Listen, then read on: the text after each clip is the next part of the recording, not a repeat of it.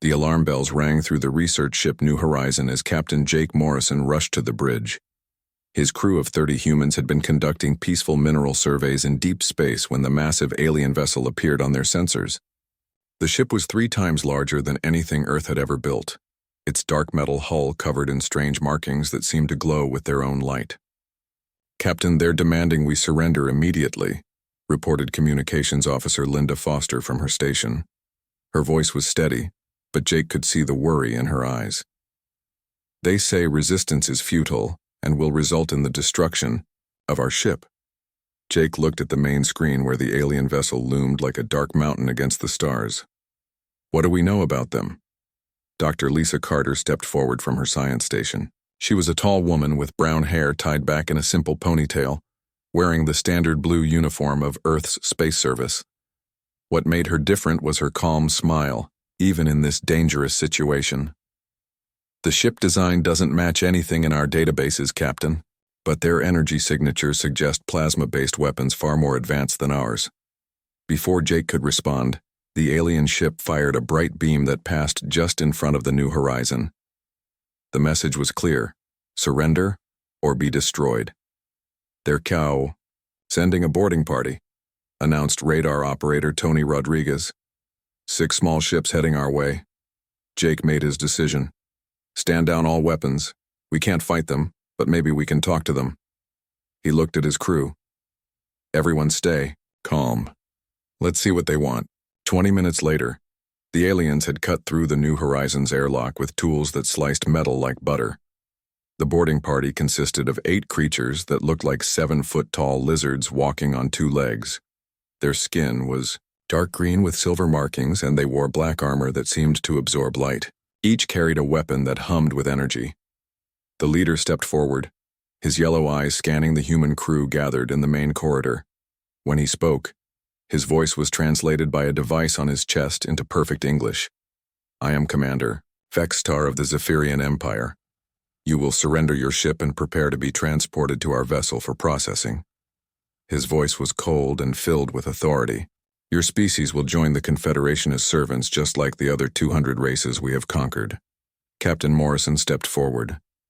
"I'm Captain Jake Morrison. We're a peaceful research vessel. We don't want any trouble." "Commander." Vextar's lips pulled back, showing sharp teeth in what might have been a smile. "Trouble? Human, your species is now property of the Zephyrian Empire. Resistance will be met with immediate termination."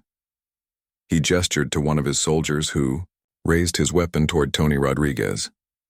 "Perhaps a demonstration will help you understand." Dr. Lisa Carter moved smoothly between the alien weapon and Tony. Her movement was so fast and fluid that several of the aliens stepped back in surprise. But what shocked them more was her expression. She was still smiling, as if this was all some interesting experiment. "Commander," she said pleasantly, "you might want to reconsider that." Vextar's yellow eyes narrowed. "Step aside, human, or you will be the first to die." Lisa's smile grew wider. "Oh, I don't think so." The alien commander's face showed confusion for a moment. In all his years of conquest, no species had ever spoken to him with such casual confidence. Most beings were on their knees begging for mercy by now. But this human female stood relaxed, her hands at her sides, looking like she was enjoying herself. "Very well," Vextar hissed. "You have chosen death." He raised his plasma rifle and fired 3 rapid shots directly at Lisa's chest. The weapons fired bolts of superheated energy that could melt through steel plates. The shots moved faster than most eyes could follow, glowing white-hot as they crossed the distance to their target.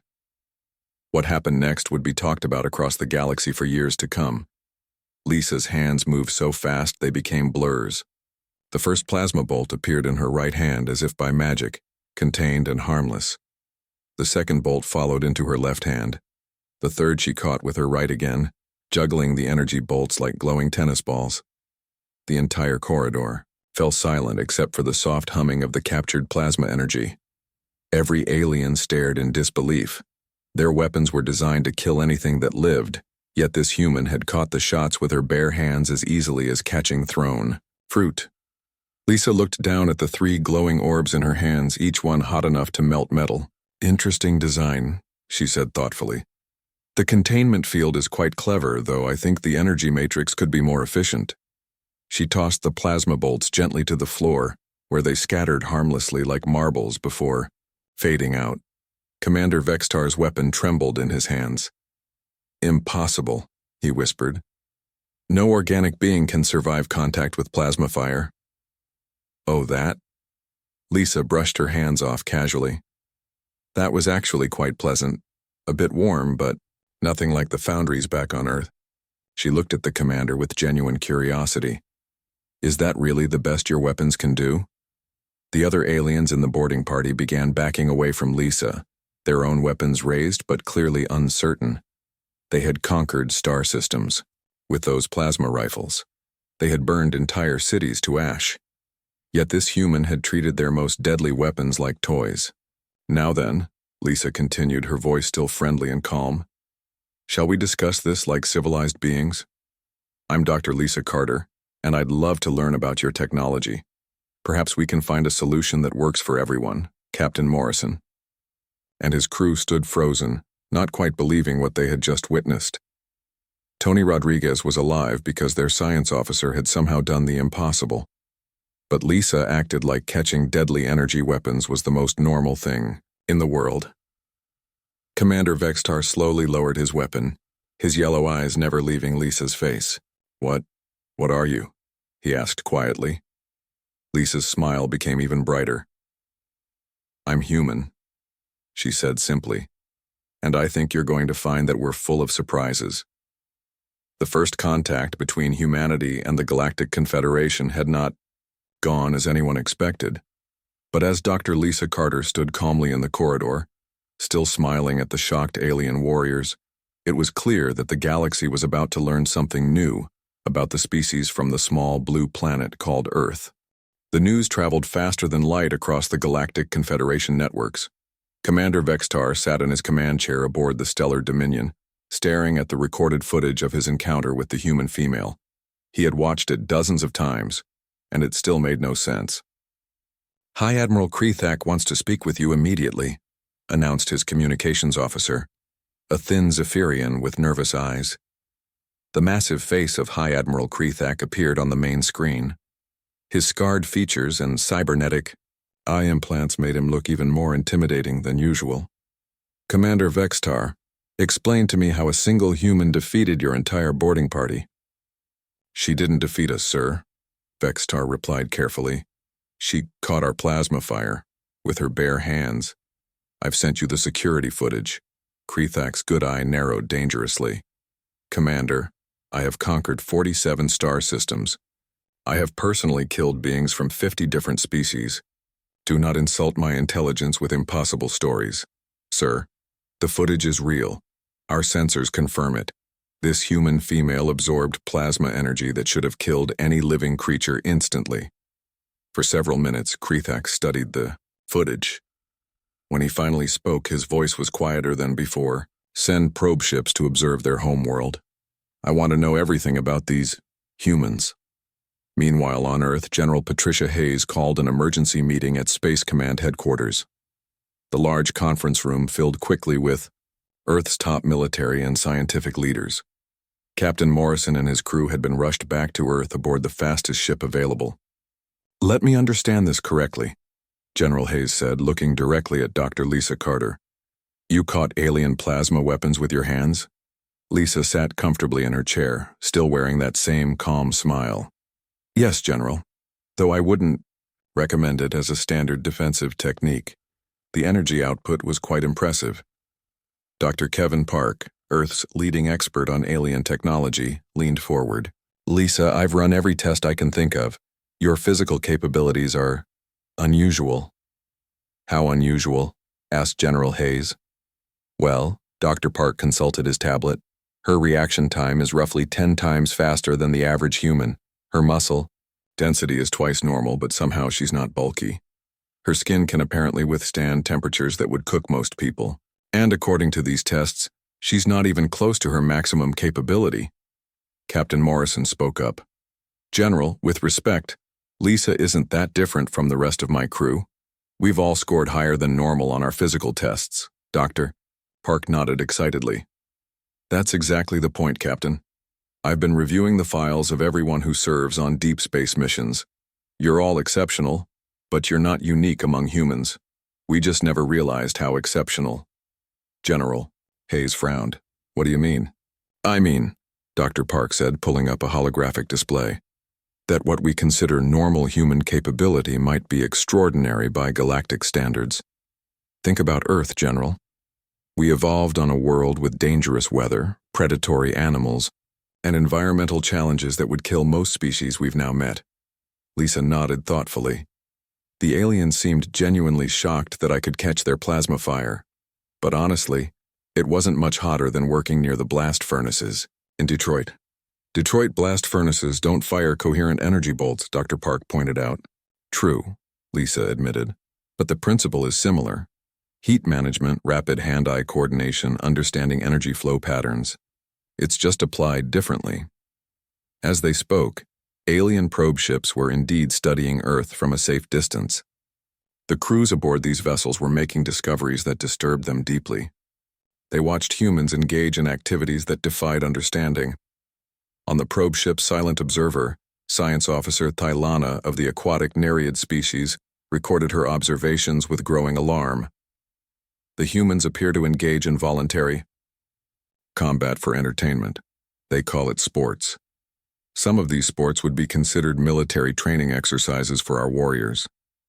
Her colleague, an insectoid from the Hive Collective, added his own notes. They also consume substances that would be toxic to most species. Their alcohol would be classified as industrial solvent by our standards. Look at this, Thylana said, highlighting footage of a human construction site. They work at heights that would terrify most species, in temperatures that fluctuate beyond our comfort zones, handling materials that our safety protocols classify as hazardous. The probe crews also observed human children at play. What they saw made them question everything they thought they knew about dangerous species. Human children routinely climbed structures, ran at speeds, and engaged in physical contact that would injure the young of most other races. Their offspring are more physically capable than our trained adults, reported the probe ship captain to his superiors, and they seem to consider this normal. Back on Earth, Lisa worked with engineer Marcus Bell to study the alien technology left behind by the boarding party. Marcus was a stocky man with skilled hands and an engineer's practical mind. He watched in amazement as Lisa handled components that should have been too dangerous to touch. Lisa, that power cell is putting out enough radiation to cook me from 10 feet away, Marcus said nervously. Really? Lisa looked at the device in her hands. It feels warm, but not unpleasant. Like sitting by a fireplace. A fireplace that would give me radiation poisoning in minutes, Marcus muttered. As Lisa worked, her enhanced reflexes allowed her to manipulate the alien technology in ways that impressed even the monitoring aliens. Her insights into the physics behind their weapons surprised their own scientists, who watched secretly through hidden sensors they had planted on the human ship.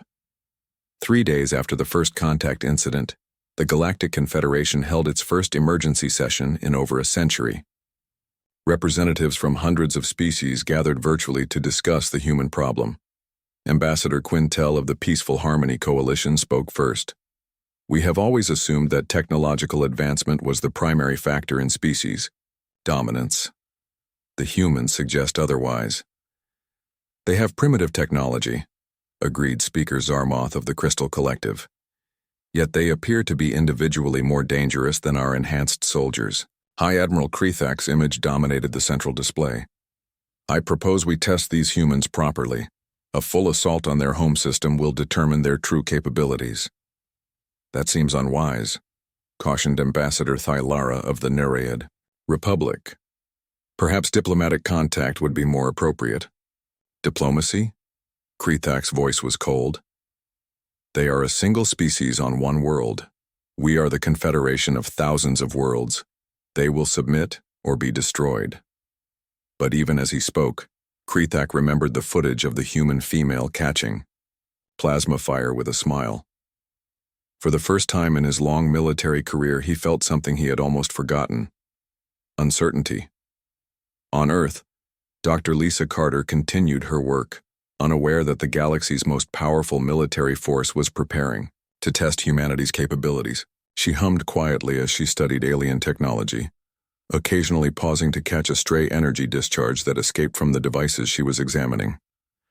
The galaxy was about to learn what happened when you threatened a species that considered catching deadly energy weapons to be an interesting challenge rather than an impossible task. High Admiral Krethak stood on the bridge of his flagship, the Eternal Conquest, watching 300 Zephyrian warships move into attack formation. The largest invasion fleet in Confederation history was approaching Earth's solar system, and he was confident that overwhelming force would succeed where intimidation had failed. "Admiral, we're detecting 40 human ships moving to intercept," reported his tactical officer. "Their vessels are significantly smaller than ours." Krethak's scarred face showed what might have been amusement. 40 ships against 300. These humans are either very brave or very stupid. On Earth, Admiral Rachel Stone stood on the bridge of her flagship, Earth's Pride. She was a veteran of 3 colonial conflicts and had never faced odds like these before. Her fleet of hastily retrofitted ships carried weapons reverse-engineered from the alien technology Dr. Carter had studied. "All ships, this is Admiral Stone." She spoke into her communication system. "We know we're outnumbered. We know their technology is more advanced. But we also know something they don't. We know what humans can do when we're fighting for our home." In the fighter bay of the Earth's Pride, Pilot Commander Alex Chen ran his final checks on his modified fighter craft. Alex was known for his impossible flying skills, having set records in atmospheric racing before joining the Space Force. His squadron of 12 fighters was supposed to provide reconnaissance, but Alex had other plans. "Phoenix Squadron, this is Phoenix Leader." Alex spoke to his pilots. "Remember, these aliens have never fought humans before. Let's show them why that's a problem." Dr. Lisa Carter was aboard the command ship as a military advisor, still wearing her characteristic smile even as they headed into battle. She had spent weeks working with the engineers to modify human weapons and shields using alien technology principles.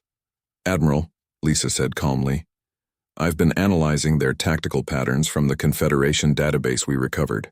They're used to fighting species that follow predictable military doctrine." "And we don't?" Admiral Stone asked. "We don't even follow our own military doctrine most of the time," Lisa replied with a grin. "I think they're in for quite a surprise." The first engagement began near Jupiter's moons. Commander Alex Chen led his fighter squadron through an asteroid field at speeds that made his alien opponents question their sensors.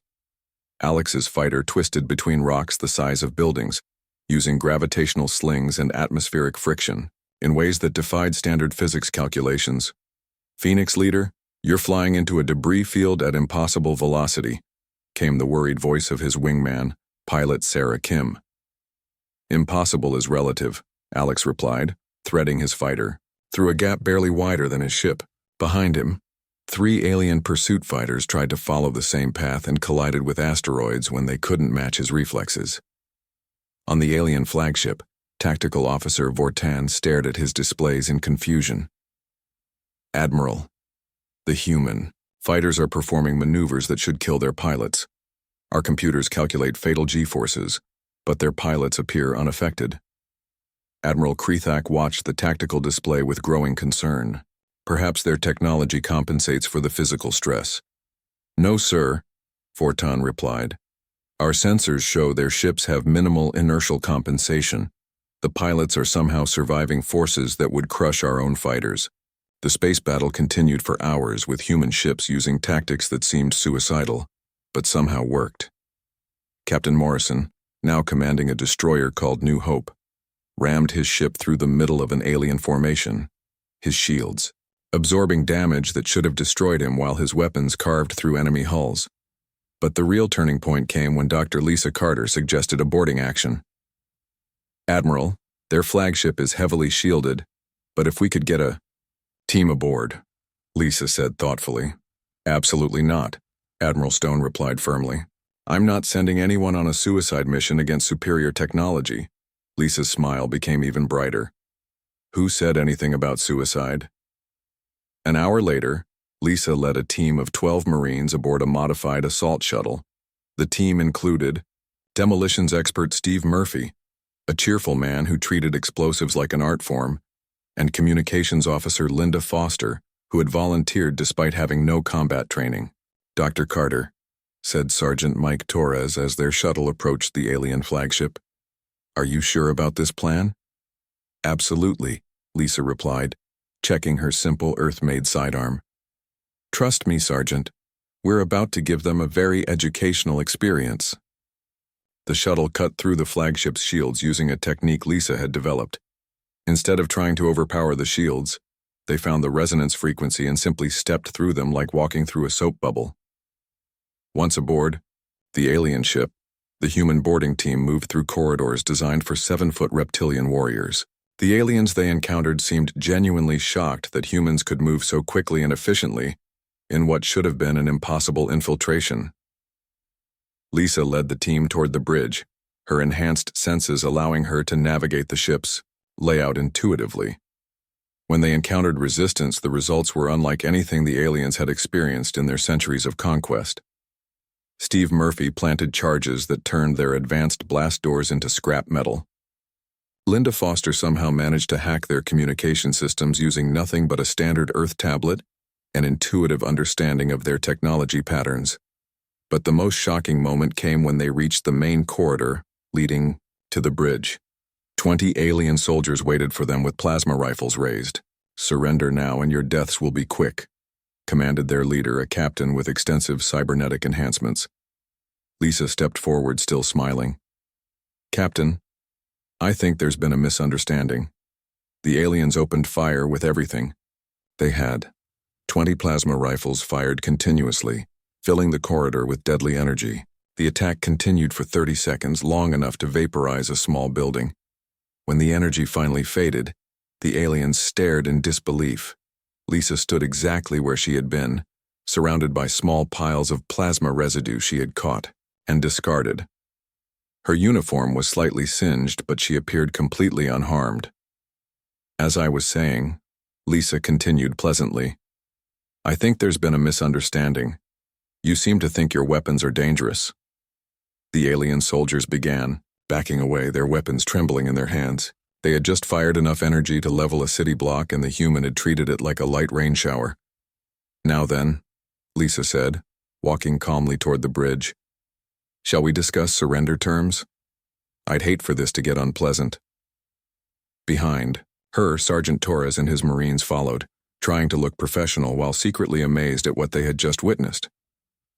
On the bridge of the Eternal Conquest, Admiral Krethak received reports that made no sense. His boarding parties were being systematically dismantled by 12 humans.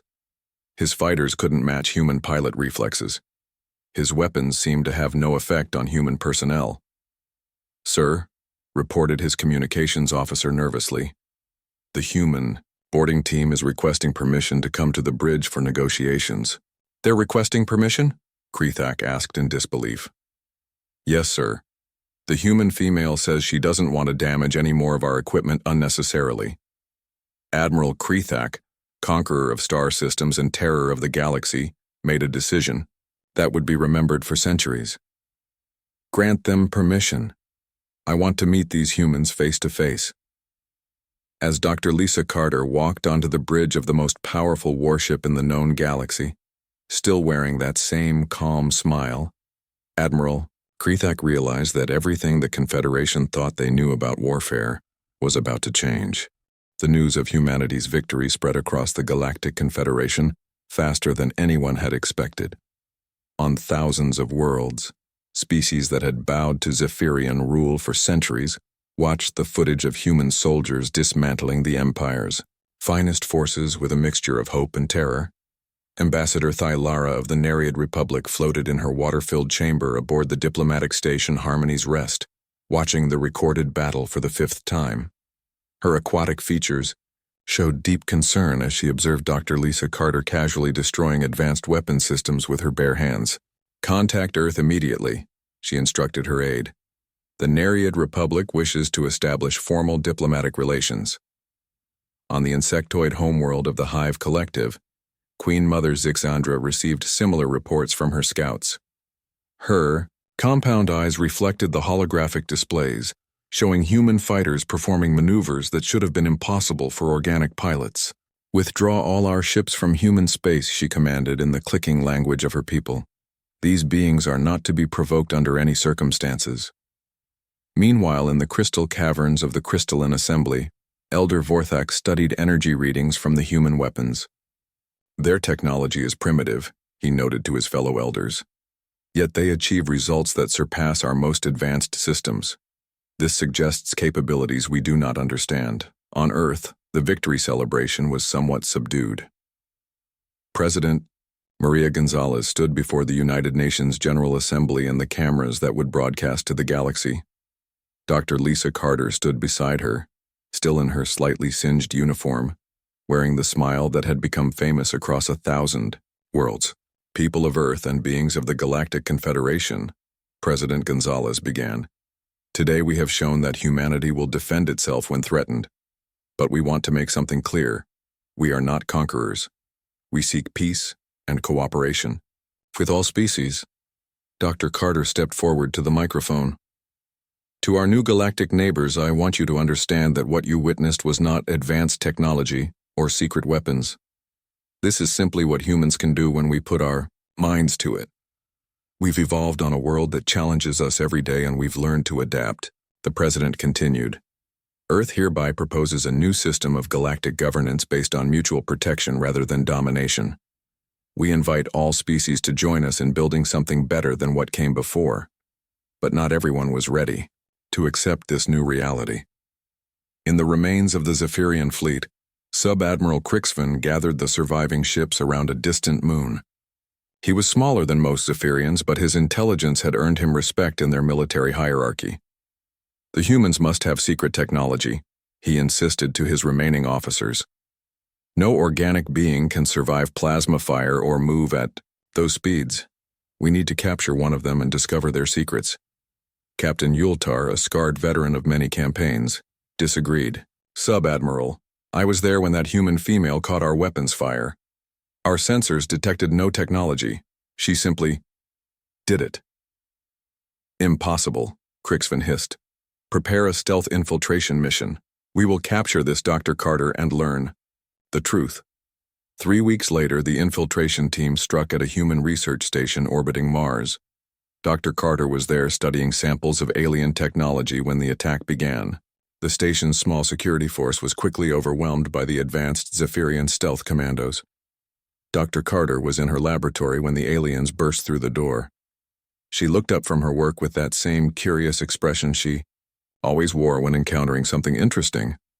"Oh, hello," she said pleasantly to the 6 armored figures pointing weapons at her. "I wasn't expecting visitors. Is this about the plasma rifle modifications I've been working on?" The team leader, a cybernetically enhanced commando named Dexhar, stepped forward. "Dr. Carter, you will come with us for study. Resist, and we will destroy this station." Lisa stood up slowly, brushing dust off her lab coat. "Well, I suppose I could use a change of scenery, but I should warn you, kidnapping humans tends to work out poorly for the kidnappers." 20 minutes later, Lisa found herself in a containment cell aboard a Zephyrian stealth ship. The cell was designed to hold the most dangerous criminals in the galaxy, with force fields that could contain antimatter explosions. Dr. Crixvan entered the holding area with a team of scientists, all eager to discover the secret behind human capabilities. "Dr. Carter, you will submit to our examinations. We will learn how your species developed these impossible abilities." Lisa sat comfortably on the cell's metal bench, looking around with interest.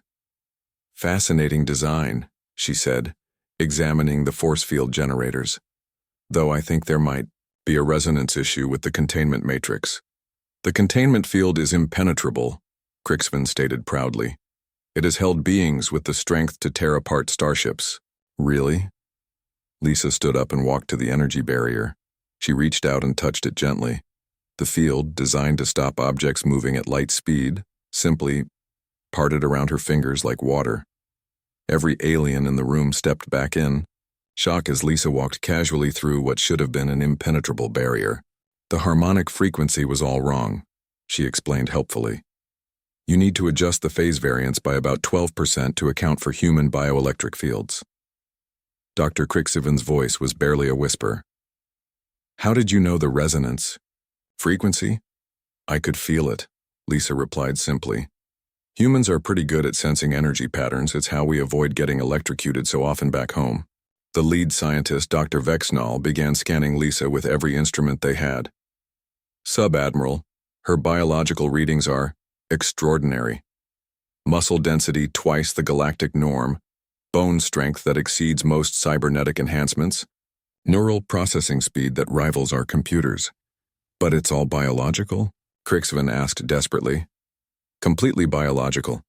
She appears to be an unenhanced organic being who simply evolved under conditions that would be considered lethal by our standards. Lisa nodded thoughtfully. Earth is what you might call a death world by galactic standards. High gravity, dangerous weather, aggressive wildlife, frequent natural disasters. We had to get tough to survive. She paused, looking at the aliens with genuine sympathy. I think you're starting to understand that humans aren't actually trying to be threatening. We're just built differently than most species. Dr. Vexenal continued his scans, his instruments detecting capabilities that defied their understanding of biology.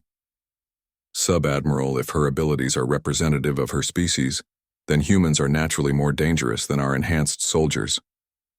But we don't want to be dangerous, Lisa added quickly. We prefer cooperation. It's much more efficient than fighting all the time. Sub-Admiral Crixivan stared at this human who had casually escaped their best containment system and was now giving them advice on energy field harmonics. Slowly, a terrible understanding began to dawn on him. Dr. Carter, he said quietly, if you can escape our cells and survive our weapons, why did you allow us to capture you? Lisa's smile became even brighter. Because I wanted to talk to you, of course. Your people have been trying to conquer the galaxy for centuries. That must be exhausting. I thought maybe we could discuss some alternatives. Alternatives? Well, Lisa said, settling back onto the bench as if she were in her own office rather than an alien prison. What if instead of conquering everyone, you worked with them? Humans have found that cooperation usually works better than conquest in the long run. As Sub-Admiral Crixivan listened to this, Human explained the benefits of peaceful cooperation. While casually dismantling their most advanced security systems, he began to realize that the galaxy had indeed changed forever. The Zephyrian Empire's reign of terror was ending, not because they had been conquered, but because they had met a species that was both too dangerous to fight and too civilized to want to. 6 months after first contact, the Galactic Confederation was a completely different place. The Zephyrian Empire had collapsed not through military defeat, but through the simple realization that their reign of terror was no longer sustainable. When faced with a species that treated their most advanced weapons as minor inconveniences, Dr. Lisa Carter walked through the corridors of the newly established Galactic Diplomatic Station, her footsteps echoing in the massive structure that orbited the neutral world of Harmony Prime. As Earth's first galactic ambassador, she had spent the past months traveling to dozens of worlds, and her reputation preceded her everywhere she went. Ambassador Carter, called out Ambassador Thylara as Lisa passed the Nereid Republic's water-filled diplomatic chamber. The Aquatic Coalition would like to formally thank you for your assistance with the Crimson Nebula mining dispute. Lisa stopped and smiled at the graceful aquatic being floating behind the transparent aluminum barrier. It was my pleasure, Thylara, though I still think the solution was obvious once everyone stopped shooting at each other long enough to talk. Obvious. To you, perhaps, Thylara replied with what passed for a smile among her people. Your ability to find peaceful solutions while maintaining the implicit threat of catching plasma fire with your bare hands has revolutionized galactic diplomacy. In another part of the station, former Sub-Admiral Crixivan worked with human engineers to design new propulsion systems. The Zephyrian had become one of humanity's most enthusiastic supporters after his encounter with Lisa on the stealth ship. He now served as a technical advisor, helping to integrate human and alien technologies. The humans call it thinking outside the box, he explained to a group of alien scientists. They approach problems from angles we never considered because their evolution taught them that conventional solutions often don't work on a death world. Captain Morrison, now Admiral Morrison, commanded the first mixed-species exploration fleet in galactic history. His flagship, the New Horizon 2, carried crews from 12 different worlds, all working together to explore the unknown regions beyond Confederation space.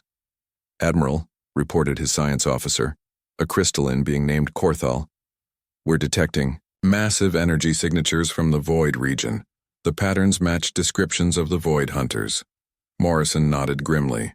The Void Hunters were a nomadic species that had terrorized the galaxy for millennia, appearing every few centuries to destroy entire star systems before vanishing back into the dark spaces between galaxies. Their technology was so advanced that even the Zephyrian Empire at its height had avoided direct confrontation with them. "Send word to Dr. Carter immediately," Morrison ordered. "If the Void Hunters are returning, the galaxy needs to know." 2 weeks later, the largest gathering in galactic history assembled at Harmony Prime. Representatives from over 1,000 species came to witness what many believed would be the final chapter in galactic civilization. The Void Hunters had arrived.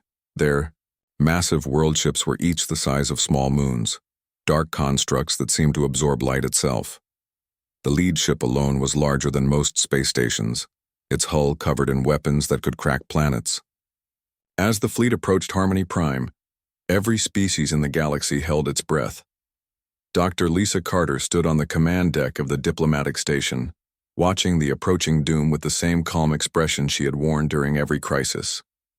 Beside her, President Gonzalez and leaders from dozens of worlds waited to see how humanity would face this ultimate threat. "Ambassador," asked Chancellor Vixtar of the Harmony Coalition, "perhaps we should evacuate the station?" "Not yet," Lisa replied thoughtfully. "I'd like to talk to them first." "Talk to them?" The Chancellor's translator struggled with his shocked tone. "Ambassador, these beings have destroyed civilizations that lasted millions of years. They don't negotiate. They simply take what they want and eliminate everything else. Everyone says that about species they've never really talked to," Lisa said with her characteristic smile. "Besides, they haven't actually done anything threatening yet. They're just visiting." The largest of the Void Hunter world ships moved into position directly in front of the diplomatic station. Its communications array, larger than most space vessels, began broadcasting on all frequencies. The voice that emerged was ancient and filled with power that made the station's hull vibrate. "Lesser beings, we are the Void Hunters. We have come to investigate reports of a new apex species. We demand that these humans present themselves for judgment." Dr. Carter stepped forward to the communications panel. "Hello, I'm Dr. Lisa Carter, representing humanity and the Galactic Confederation. We'd be happy to meet with you." Silence filled space for several long minutes. When the Void Hunter finally responded, there was something like confusion in that ancient voice. "You respond without fear? Should I be afraid?" Lisa asked curiously. "I mean, you have impressive ships and I'm sure very advanced technology, but we haven't actually been introduced properly yet." More silence. Then, "We will send our Supreme Commander to meet with you. Prepare for his arrival." The shuttle that approached the station was itself larger than most warships, its dark metal hull seeming to bend light around it. When it docked, the airlock opened to reveal a being unlike anything the galaxy had seen before. The Supreme Commander of the Void Hunters stood 9 feet tall, his form obscured by what appeared to be living darkness. Energy crackled around him, and his very presence made the air itself seem heavy. When he spoke, his voice could be felt in the bones of every being present. "I am Supreme Commander Mordak of the Void Hunters. For 10 million years, we have culled the galaxy of species that grow too dangerous. We have heard impossible tales of beings who catch plasma fire and survive weapons that destroy worlds." Dr. Carter walked forward, her simple human form looking almost comical next to the ancient cosmic entity. "Nice to meet you, Commander Mordak. I'm Lisa. Would you like some coffee? It's a human beverage. We find it helps with long conversations." The Supreme Commander studied this small being who showed no fear in his presence. Throughout the galaxy, his species was known as the ultimate predators, entities so powerful that entire civilizations would flee to other galaxies rather than face them. "You are not afraid," he observed. "Should I be?" Lisa asked again. "I mean, you seem very impressive, but until you actually do something threatening, you're just another visitor to our diplomatic station." Supreme Commander Mordak reached into the darkness that surrounded him and withdrew a weapon unlike anything ever seen. It pulsed with energy that made reality itself seem to waver. This weapon can unmake matter at the quantum level. It can erase entire worlds from existence. He raised the weapon and pointed it directly at Dr. Carter. "Defend yourself, human." "Why?" Lisa asked, tilting her head curiously. "Are we fighting about something?" "I am testing your worthiness to exist," Mordak replied. "Every species must prove they can survive our judgment or they will be eliminated." Lisa sighed softly. "Well, if you insist, but I should warn you, this usually doesn't go the way people expect." The Supreme Commander fired his reality-warping weapon at point-blank range. The energy that erupted was beyond description. It was the fundamental force of cosmic destruction, the power that had ended countless civilizations. And Dr. Lisa Carter caught it with both hands. The energy that could unmake worlds contained between her palms like a glowing sphere. She looked down at it with scientific interest, turning it gently to examine its structure. "Fascinating," she said thoughtfully. "You're manipulating quantum foam to create localized reality distortions. The energy matrix is incredibly elegant, though I think the containment field could be more efficient." Supreme Commander Mordak, ancient terror of the galaxy, stared at this human who was casually examining the most destructive force in the known universe, like it was an interesting physics problem. "Impossible," he whispered. "No being can contain the void flame." "Oh, this?" Lisa looked up from the sphere of universe-ending energy in her hands. "It's actually quite pleasant. A bit warm, but it reminds me of the aurora displays back on Earth." She gently tossed the contained destruction to the side, where it dissipated harmlessly. "Commander, I think we need to talk about this whole culling dangerous species thing. It seems terribly inefficient." For the first time in 10 million years, Supreme Commander Mordak felt something he had forgotten existed: uncertainty. This human had not only survived his ultimate weapon but was now offering him management advice. What are you?" he asked quietly. Lisa's smile became even brighter. "I'm human," she said simply, "and I think you're going to find that the galaxy is about to become a much more interesting place." As Supreme Commander Mordak, the ancient terror that had ended civilizations across cosmic history, found himself sitting down to discuss peaceful coexistence over coffee with a smiling human scientist, the rest of the galaxy watched in amazement. The age of conquest was over. The age of cooperation, guided by the species that treated universe-ending weapons like fascinating puzzles, had begun. And Dr. Lisa Carter, the human who caught cosmic death rays with a smile, became the symbol of a new galactic civilization where the most